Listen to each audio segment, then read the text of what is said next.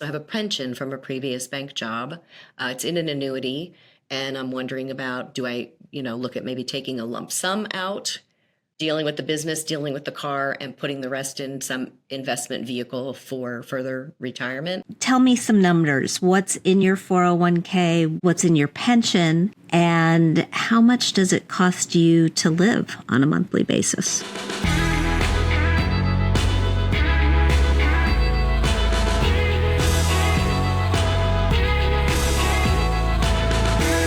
Hey everyone, thanks so much for joining us today on Her Money. I'm Jean Chatzky, and on today's mailbag, I'm chatting with Dawn. She is coming to us from beautiful Joshua Tree, California. At 61, she's facing some major financial crossroads, closing her beloved small business, navigating what feels like never-ending car problems, and plotting her next big career move. So how can she keep her retirement plans on track? Should she dip into her pension, take Social Security early, or bet on her true passion, which happens to be voiceover work? Stick around to hear my advice for Dawn, and don't forget to subscribe to the channel so you never miss an episode. Dawn is joining us from Joshua Tree, California. I know you've got some things happening in your life with your business and your retirement, and you've got questions, and I hope I've got answers. I hope so too. Let's start with the first thing, that I'm closing my business that I've owned for 5 years. It's a small gift shop in downtown Joshua Tree, which is a gateway village to the Joshua Tree National Park. Unfortunately, it's been unprofitable this year. It's negative, actually, net profit this year. Sales were down 40%, and I'm not hopeful about improvement in 2025. I've got about $2,700 on the business credit card and roughly $3,000 if I add up all the tax obligations that I'll have and clearing out some advertising. So I put some personal money in the summer, but if I keep doing that, it's just an expensive hobby. And I'm trying to really look at it from a business perspective. Well, first of all, good for you.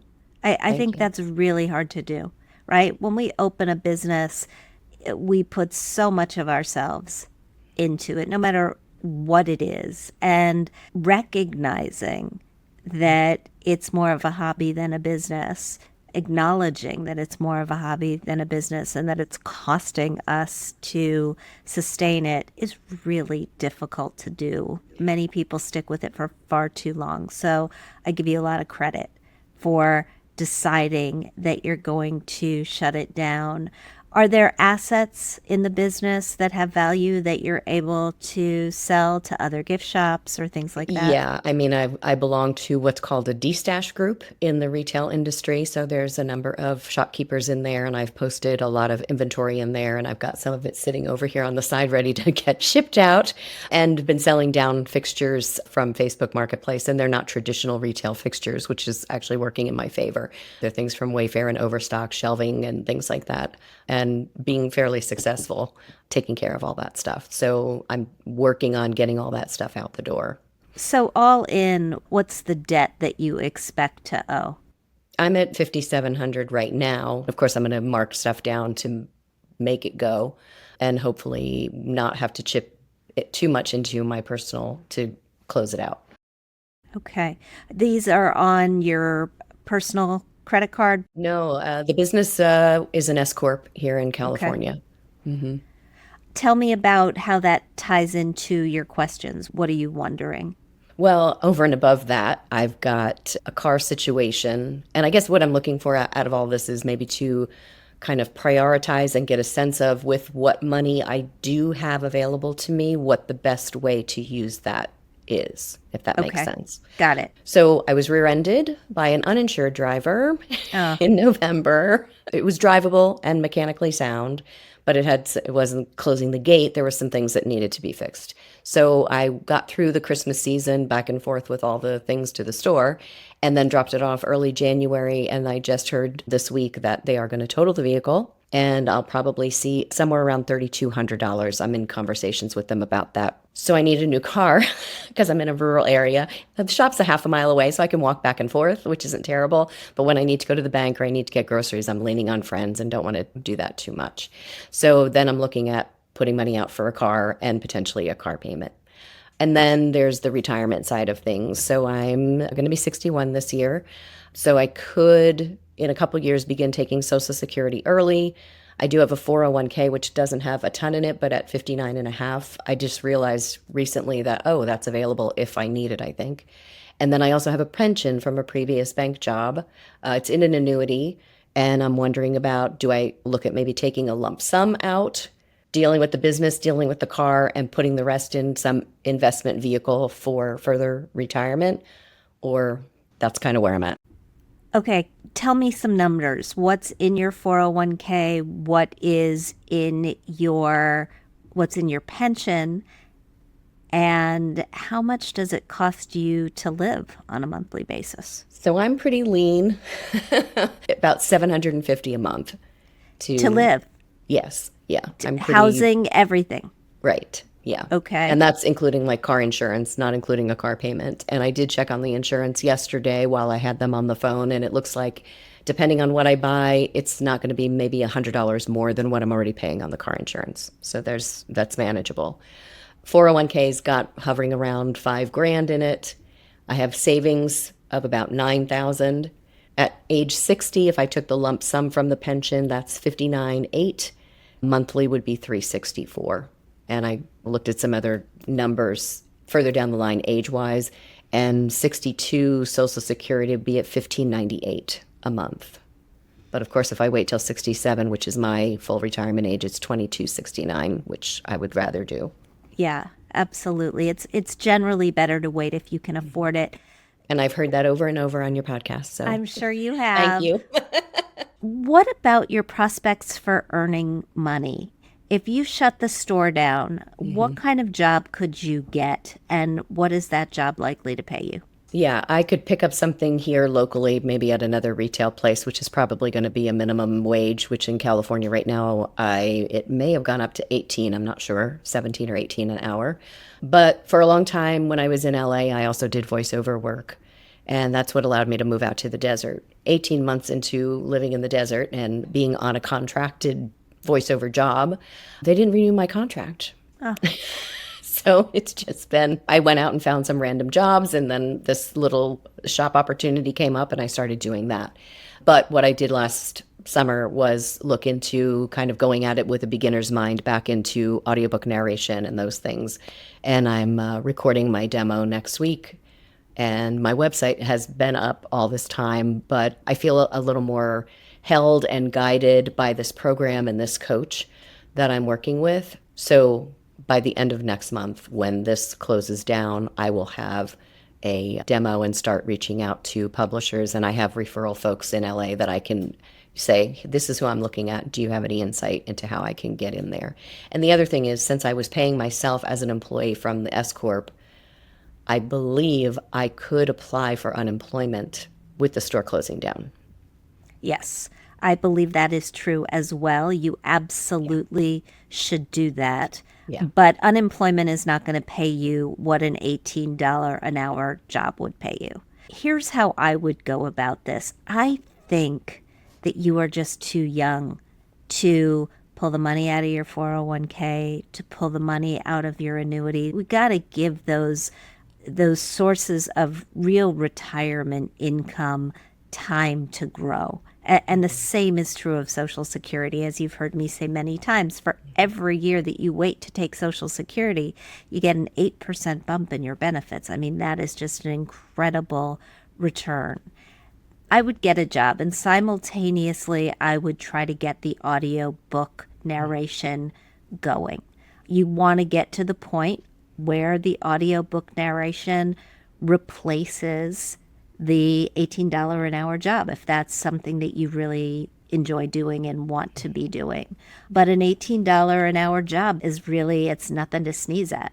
It will easily cover your cost of living, and it should pay for a car, which you're going to need in order to get yourself back and forth. And so I would allow myself to use my savings to find a good used car, going to get you back and forth to where you need to go.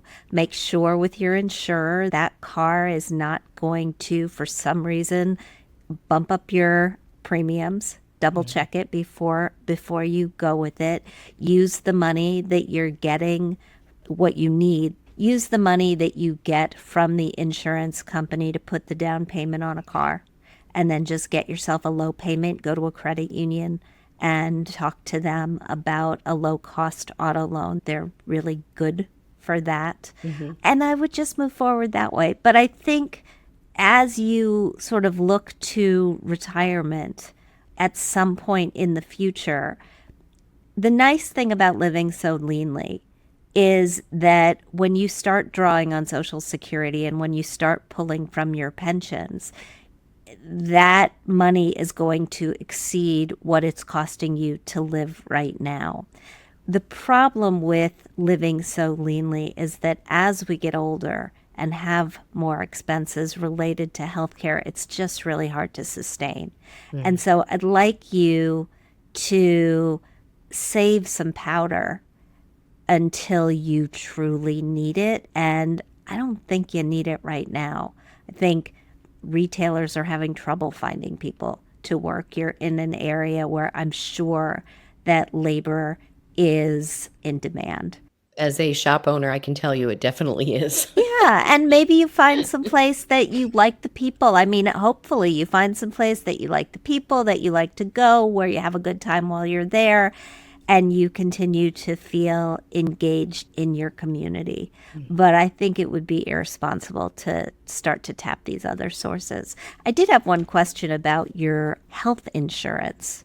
What do you do for health insurance? So the income is low enough that I qualify for state sponsored. So I am covered on that for sure. When are you expecting the check for the car? Well, I'm negotiating, well, not negotiating. I'm trying to understand why they're taking out some money for a deductible when I had a uninsured motorist collision deductible waiver.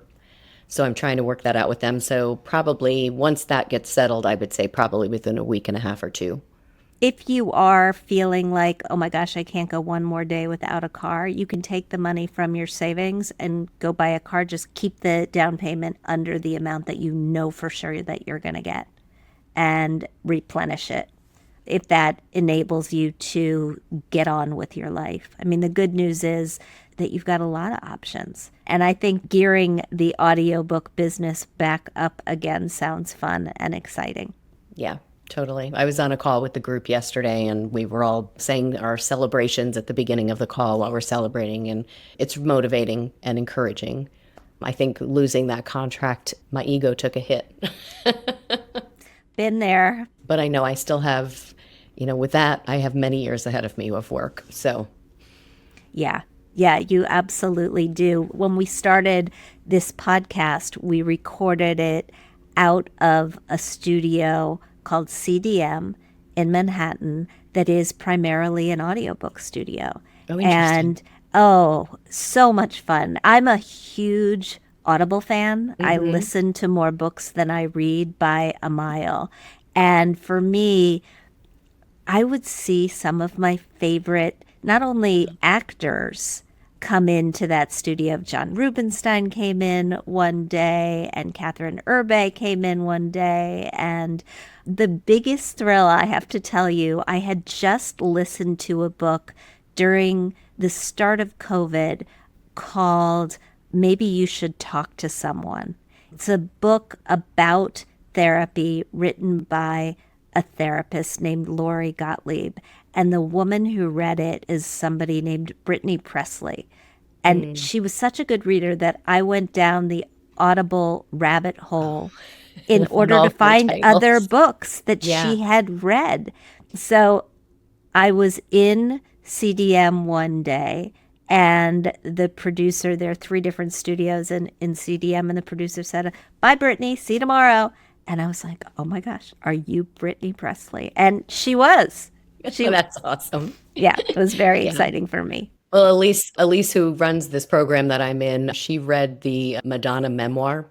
Oh, wow. Yeah, and she announced yesterday on the call that 6 people from the program have been nominated recently for Audie Awards.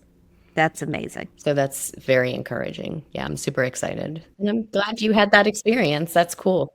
It's very cool. Big audiobook fan. I hope that you have a ton of luck as you get back into it. But I'd just get a job, get moving, get a car. You're going to be fine. Okay. I appreciate you, Jean. Thank you so much. Sure. Take care.